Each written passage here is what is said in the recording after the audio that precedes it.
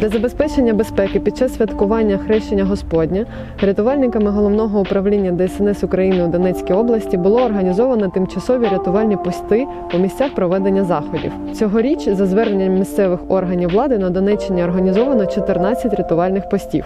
Від Головного управління залучено 61 чоловік особового складу та 10 одиниць техніки. Також рятувальними відділеннями забезпечення патрулювання прибережної смуги Азовського моря в межах міста Маріуполя. Фахівці служби порятунку слідкують за дотриманнями людьми правил безпеки під час занурення у крижану воду та попереджають про небажані наслідки, що виникають через нехтування правилами поведінки на водних об'єктах.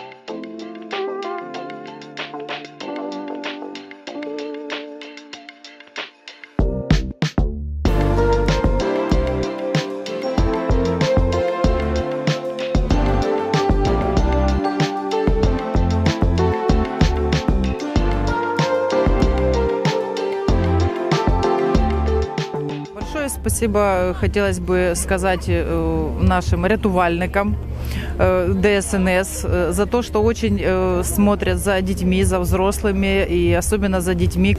Мы сегодня приехали с семьей отдыхать в село Боевое. Спасибо службе ДСНС за поддержку, когда мы купаемся. Спасибо службе ДСНС, что предоставляет безопасность при погружении в воду. Спасибо им огромное!